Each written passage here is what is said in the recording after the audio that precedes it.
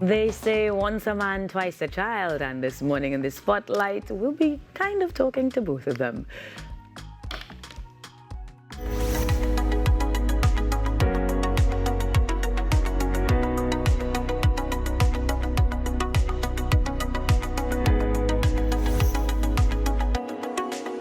We're inside your Spotlight on now. This morning, we're putting the Geriatric Adolescent Partnership Program inside the Spotlight. I want to welcome the National Service Coordinator, Gachelle Gilkes-Edwards, and Program Facilitator for the GAPP program with GAPP. I assume I could call it GAPP. Jody Ramcharita. Good morning, ladies. Hi, good morning, workers. How are you doing this morning? I am great. You good, Jody? Yes, I am. Welcome to the show. All right, so Gachelle, let me start with you. Can you just give us a brief summary of some of the work that you guys have been doing under the Ministry of Youth Development and National Service? Well, you are definitely aware because we are all over. Yeah, but it's not for me, it's for them. It's for the persons, nice. So the Ministry of Youth Development and National Service was established in August of 2020. As you know, it's a new ministry. And we have a very clear mandate to advance the opportunities for young persons, to create a supportive entrepreneurial environment for these young persons, and also to promote national service. Now, when I say young persons, I'm referring to our national youth policy.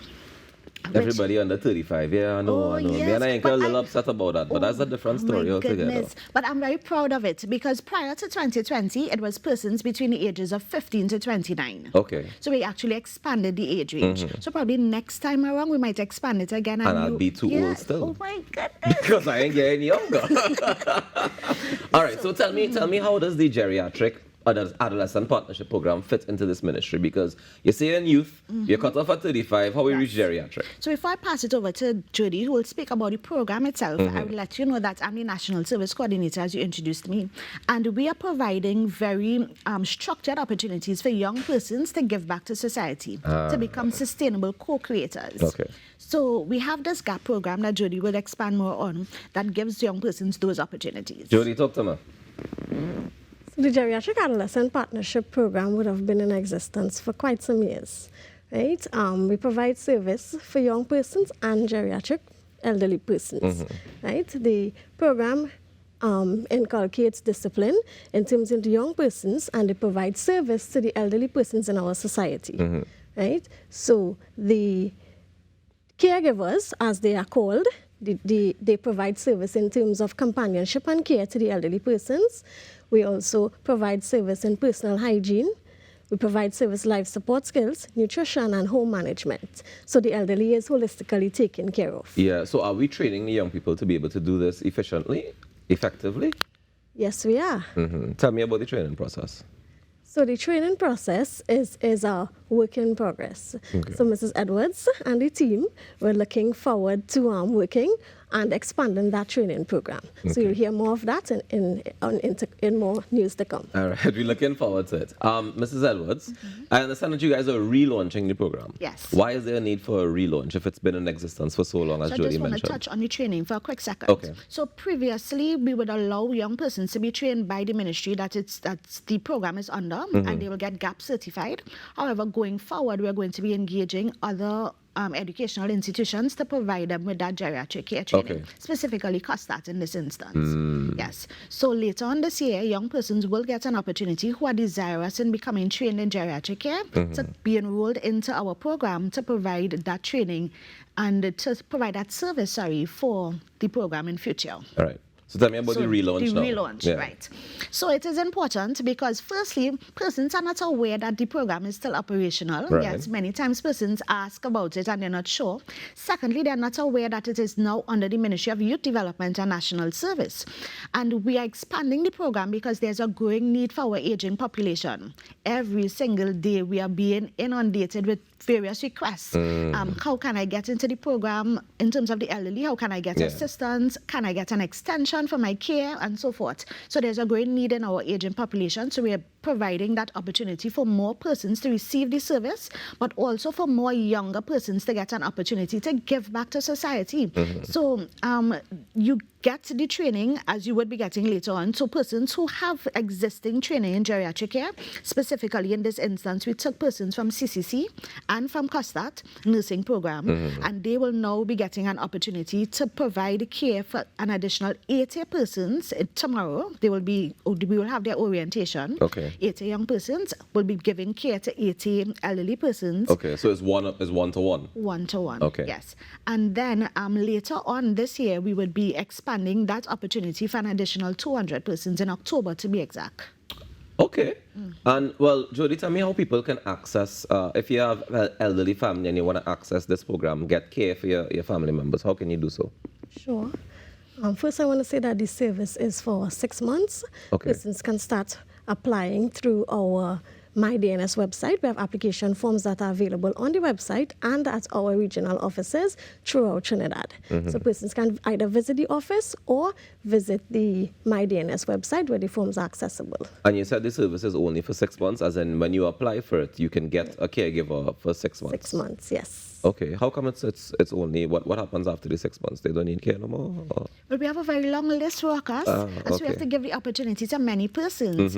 However, there has been instances of persons who apply for an additional 6 months, and it now has to come to a committee for review and consideration. Okay. Yes. All right, so the idea is just to kind of start them off on this trajectory. Correct. Okay, and if young people who want to be, like you mentioned, they want to get certified and they want to be a part of it, if they have the certification already, or if they want to get certified, where can they go to apply?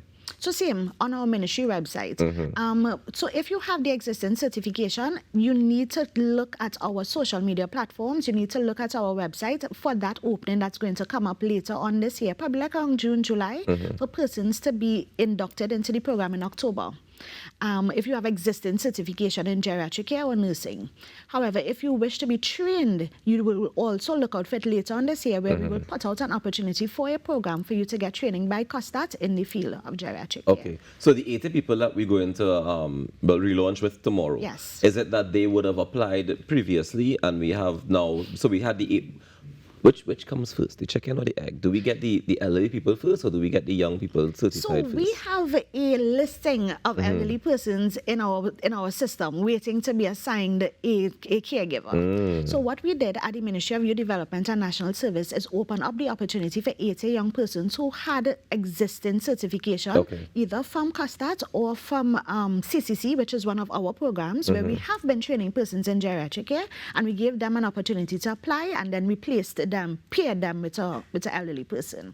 However, in October of this year, anyone with certification from any particular organization can submit their documents and can be considered for placement in the program. What does the consideration look like in terms of do we do police certification, character background checks, all those kind of things as well? Certainly. So all of our programs, persons have to provide us with a certificate of good character. Okay. You must be between the ages of 18 the to unfortunate, 35. the young ages, yes, go ahead. Yes, you must be a youth, you must be a national. And now this is also an opportunity, as I said, to give back to country. So these persons are actually receiving a stipend for their services. Yes, it's not a salary, it is a stipend. Okay. And we really value the existing caregivers. At present, we have 520 odd caregivers in the system who are providing care for 520 something elderly persons on a constant basis. On a constant basis. So, at present. and that's not the 6 month limitation, or that is the 6 month limitation? So they go on as well? 6 month cycles as well. So yes. is it that they just change caregivers, the 500 people, or they get new people who never had care before? Had care before, yes. Okay. And is there any follow-up with those who would have had care from before? And because, I imagine they're not getting younger and they're not getting better as time goes by. So we have a robust monitoring and evaluation unit who would do their intermittent checks and so forth on these young persons. But this is a system that we have to ensure that many persons get access to the care. So we cannot keep you with a caregiver indefinitely, workers. But we try to entwine it with other services that we have in the other ministries, such as the Ministry of Social Development and Family Services and so forth, where persons can, be able to access other grants and services on the government. Okay. Jody, what has the response been like so far from the folks who are receiving care, the elderly persons? What's the feedback been like after they get the care during the process? So you would have mentioned, Mrs. Edwards spoke about persons asking for extension of service. So it's been a constant good feedback in terms of the elderly. So the elderly persons would want their caregivers to stay. They would want to hire the caregivers themselves. They would want an extension. They would want the service to continue. Because these caregivers sometimes become like family to the elderly persons. Of course, that's why I say after 6 months we're real good. Yeah. So it's sometimes, very difficult for us as well to, you're interacting with the elderly persons because we visit their homes before the caregiver is even assigned. Right. So they get to know us as well. So in that interaction with them on a monthly basis, because we monitor and evaluate, we check up on the caregivers, we check up on the elderly person. So it's always good to hear that they want the service to continue. And if it is that they do want it to continue, is there that option to say that they can pay for it separately?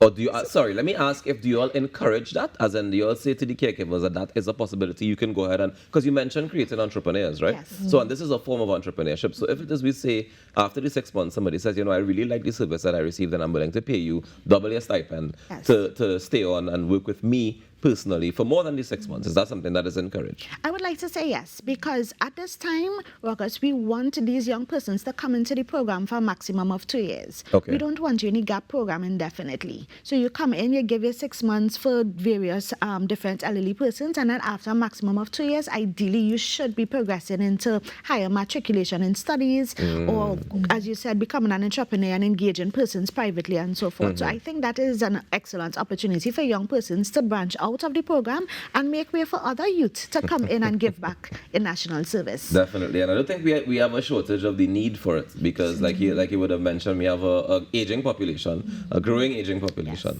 and therefore we need to make sure that we intertwine the two.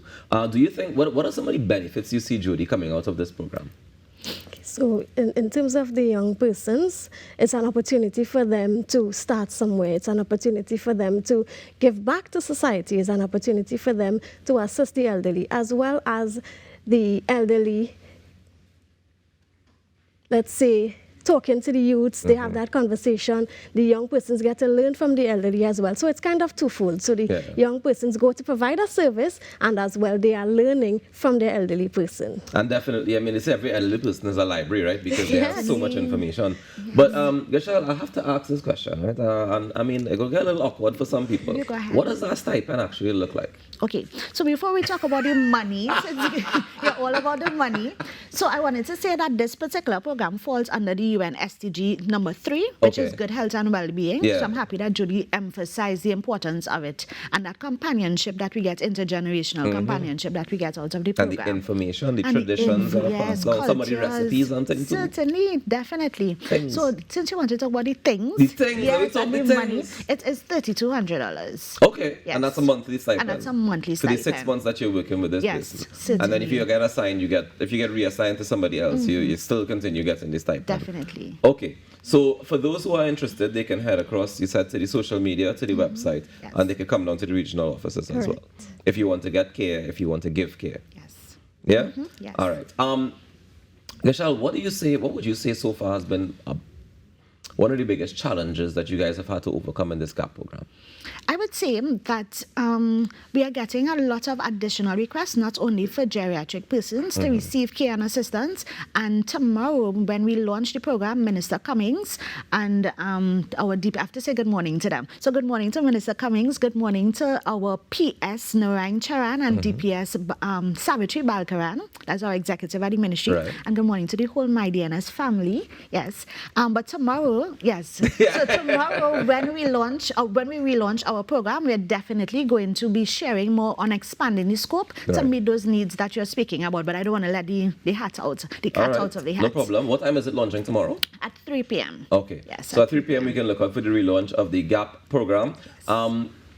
Jody, what kind of mindset do you think people need to have who want to be caregivers? The young persons who want to go in and say, I'm going to take the little stipend, nice, but I really want to give care and national service. What sort of mentality do they need to have to be able to get through with it? Well, just thinking of the name of the alone caregivers, you must be able to be caring. You must be able to want to provide that care. We must be able to want to spend time with the elderly persons and learn from them. So I think it's as I said, twofold, where the elderly benefits and the young person benefits. So, but we must want to take part in this. We must want to participate. All right. So the first thing is desire. For me, the second thing has to be patience. I think that's one of the key factors that would make this definitely. And you have some caregivers who go all out for the elderly persons. Yeah. Nice one. I love to see it. Well, congratulations. We look forward to the relaunch tomorrow. Thank you, ladies, so very much for joining us this morning. Thank you. And I hope that you have a safe and dry day. Yes, thank you very much, Ruckus. All right, guys, we take a quick break and we come back with more inside the Now Morning Show, the Geriatric Adolescent Partnership Program under the Ministry of Youth Development and National Service. Relaunching tomorrow at 3 p.m. Check it out.